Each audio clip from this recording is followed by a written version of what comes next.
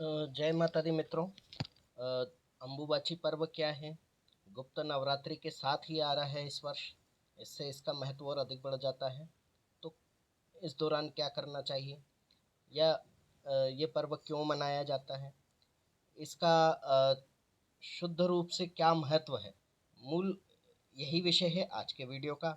तो करते हैं हम इसी विषय पर चर्चा, साथ में करते हैं माँ मातंगी की आराधना। नमोस्तुते महामाये मातंगी मोडेश्वरी सर्वकष्ट हरे देवी भक्ति मुक्ति प्रदायिनी धर्मारण्ये स्थिता देवी हृदयारण्ये संस्थिता रक्ष रक्ष महादेवी मोड़ कुलोद्धारिणी धर्मारण्ये तीर्थस्थाने संस्थिता भवतारिणी दुष्ट कर्णाकी धाता श्यामला रूप धारिणी मोड़ जनहा वंदिता मातंगी मोड़ कुदे कृपा करो सिद्धि बुद्धि प्रदे देवी अष्टादश भुज धारिणी। जय माता दी मित्रों। 10 महाविद्याओं की पूजा सेवा का, गुप्त रीति से पूजा करने का, आराधना करने का यह विशेष पर्व काल गुप्त नवरात्रि आषाढ़ मास की है। और अम्बुबाची जो पर्व है यह जून के महीने में मनाया जाता है। और इस बार तिथियों का समायोजन इस प्रकार से हुआ है कि गुप्त नवरात्रि के मध्य में यह पर्व पड़ रहा है। तो अम्बुबाची पर्व का अर्थ क्या है, कौन मनाते हैं और कहाँ से इस पर्व की शुरुआत हुई, पहले हम इसी पे बात करते हैं। देखिए मित्रों, अम्बुबाची पर्व आसाम का एक विशेष पर्व है। आसाम के गुवाहाटी में माँ कामाख्या का मंदिर है। कामाख्या पीठ में इस पर्व की शुरुआत हुई। यह पर्व की शुरुआत होने का विशेष उद्देश्य नारियों को सम्मान देना है। सबसे प्रथम बात तो आपको यहाँ समझ लेना चाहिए। असमिया भाषा में अम्बुबाची पर्व का अर्थ होता है प्रकृति का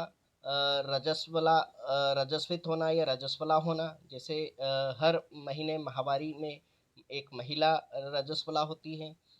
उन 4 से 5 दिनों में उसे घर में कोई काम नहीं करने दिया जाता, विशेष आराम की सलाह दी जाती है ताकि और उनकी सेवा की जाती है प्रकृति मान करके।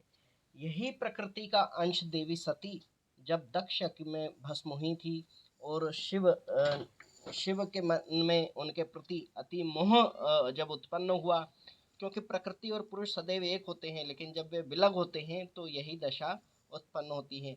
तब श्री हरि विष्णु ने अपने चक्र से उनके कई टुकड़े किए और उनमें से एक अंश जिसमें देवी का योनि भाग था वह आसाम के गुवाहाटी क्षेत्र में गिरा था, जहां आज का कामाख्या मंदिर है। यहाँ देवी के योनि भाग की पूजा की जाती है।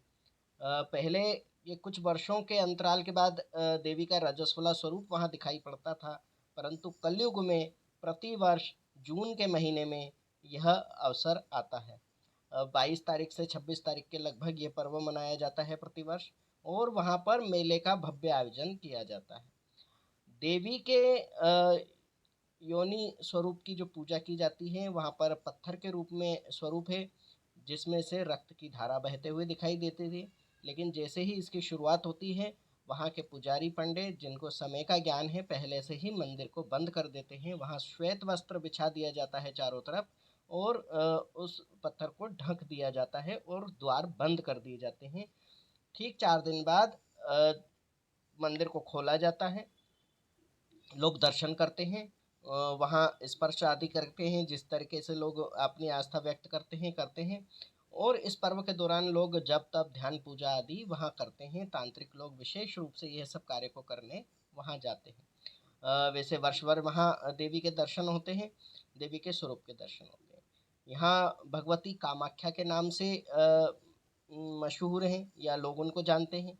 इनके भैरव जो हैं उमानंद भैरव हैं, और उमानंद भैरव श्री सदाशिव ही हैं, आप जानते हैं। और इस प्रकार से देवी के दर्शनों का महत्व इसलिए बढ़ जाता है क्योंकि देवी कामाख्या जो हैं एक अपने आप में पूर्ण शक्ति हैं, सृजन शक्ति हैं।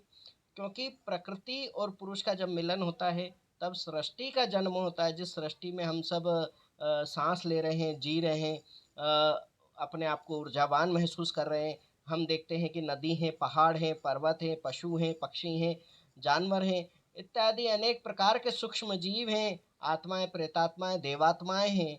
तो ये सभी सृजन प्रकृति और पुरुष के द्वारा किया गया है और उसी का यह एक सूक्ष्मतम रूप हमें ज्ञान देने के लिए है। और आपको पता ही होगा कामाख्या पीठ जो है विभिन्न प्रकार के तांत्रिकों के लिए जाना जाता है। उसका कारण ही यह है कि वह अति सिद्ध क्षेत्र है। प्रकृति के सामीप्य में जाकर के जब आप कोई सिद्धि साधना आदि करते हैं तो वे विशेष फलदायी, पुण्यदायी और गुणदायी हो जाती है और उसी के कारण वहाँ पर लोगों को उससे अधिक से अधिक ऊर्जा, आध्यात्मिक ऊर्जा एकत्रित करने में सहायता प्राप्त होती है। और अम्बुबाची पर्व इसीलिए मनाया जाता है। गुप्त नवरात्रि विशेष करके 10 महाविद्याओं की सेवा का काल है और यह तो 10 महाविद्याओं की जननी देवी सती के अंश से ही उत्पन्न एक पीठ है, शक्तिपीठ है, जहाँ देवी का अंश गिरा और वहाँ पर ऊर्जाएं उत्पन्न हुई और विशेष ऊर्जाएं उत्पन्न हुई। जहाँ विष्णु की शक्ति है, जहाँ शिव की शक्ति है, जहाँ अन्य ऋषि मुनियों, साधु संतों, सन्यासियों, देवताओं की शक्ति है, जहाँ पर स्वयं प्रकृति की शक्ति है। तो इतनी शक्तियों के एकत्र होने से जिस जगह पर देवी की कृपा और ऊर्जा का हमको अनुभव प्राप्त होता है, उनका स्मरण मात्र करने से हम जहाँ बैठे हों वहाँ भी उनकी ऊर्जा का संचार शुरू हो जाता है, प्रारंभ हो जाता है, हमारा उससे जुड़ाव हो जाता है। ऐसे में अगर नवरात्रि के साथ साथ अम्बुबाची पर्व भी आ जाए तो कितना बड़ा और सार्थक दिन बन जाता है। इसीलिए यह 9 दिन बहुत ही विशेष सिद्धिकाल के हैं, जो कि 19 तारीख से प्रारंभ होकर के 9 दिन तक चलेंगे। लेकिन इसी के मध्य 22 तारीख से 26 तारीख के बीच में अम्बुबाची पर्व भी मनाया जाएगा। आपको विशेष अपने घर में कुछ करने की आवश्यकता नहीं है। आप इस कथा को श्रवण कर लेते हैं, आप इन बातों को समझते हैं तो आपको उसका पुण्य लाभ प्राप्त होगा, आपकी ऊर्जा में वृद्धि होगी।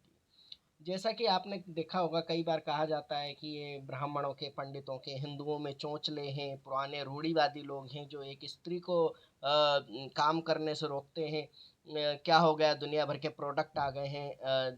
बोलना तो नहीं चाहिए लेकिन यहाँ बात बताने की है कि ये नारियों को दबाते हैं, नारियों को मंदिर में प्रवेश नहीं करने देते, मासिक धर्म के नाम पर उनको डराते हैं, धमकाते हैं। ये तो सृष्टि के जनन प्रजनन की एक प्रक्रिया है। अगर यह सब ना हो तो संसार चलना रुक जाएगा। तो कम से कम देवियों का सम्मान करना चाहिए। तो उन लोगों को विशेष रूप से यह समझ लेना चाहिए कि नारी की सेवा और पूजा के लिए ही उन्हें विशेष आराम की सलाह दी जाती है। उन्हें 4 दिन कोई काम करने नहीं दिया जाता। उन्हें विशेषकर प्रकृति का स्वरूप मानकर ही मंदिरों में जाने से मना किया जाता है, क्योंकि जहाँ पर जिस प्रकृति की ऊर्जा से जब मंदिर एक दिव्य स्थान बन जाता है, तब महिला स्वयं जब उस प्रकृति के सानिध्य में होती है, जिसके अंदर स्वयं प्रकृति की ऊर्जा होती है, जिसके कारण ही वह रजस्वला होती है, तब आप सोचिए कि वो कितनी पुण्यदायी हो जाती है। उसे बिल्कुल अलग रखा जाता है, उसे सहसम्मान दिया जाता है, सब कुछ उसके हाथों में पहुंचाया जाता है। मंदिर में जाने से अशुद्धि का तात्पर्य यही है कि जिस ऊर्जा के कारण यानी कि हम लोग इतना ऊर्जा सहन करने के योग्य नहीं है। जो दिव्य ऊर्जा उस समय उस महिला के अंदर होती है, इसीलिए उसे सभी चीज़ों का मानसिक पाठ करने को कहा जाता है, आडंबरों से दूर रहने को कहा जाता है, ताकि उसकी पहले ही ऊर्जा बहुत अधिक बढ़ी हुई है, जिसके आरंभ होने के पहले ही उसकी मानसिक स्थिति गड़बड़ होना शुरू हो जाती है। कई बार क्रोध आना, चिड़चिड़ापन होना, गुस्सा आना आदि क्रियाएं उसके साथ होने लगती हैं, शरीर प्रतिक्रिया देने लगता है। यदि ऐसे में आडंबर युक्त पूजा पाठ वे करेंगे जिसकी ऊर्जा और अधिक बढ़ेगी, तब उनका मनोदशा और अधिक बिगड़ने की संभावना होती है।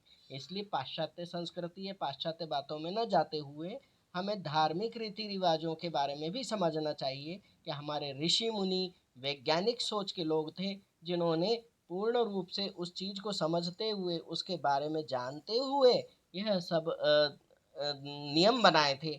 और उनके ऊपर आज भी जो लोग चलते हैं वे उसके लाभ को प्राप्त करते हैं, लाभार्जन करते हैं।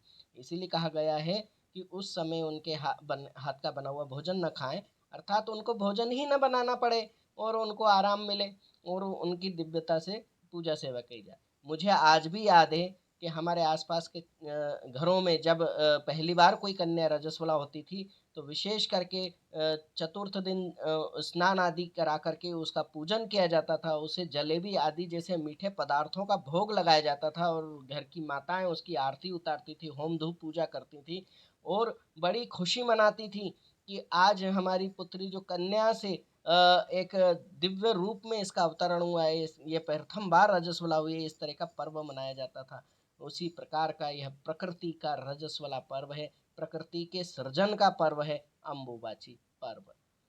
इसी के साथ मुझे लगता है कि आप सभी को समझ में आ गया होगा कि देवी का अम्बुबाची पर्व आसाम के लोग मनाते हैं। इन 4 दिनों में वे विशेष कार्य नहीं करते।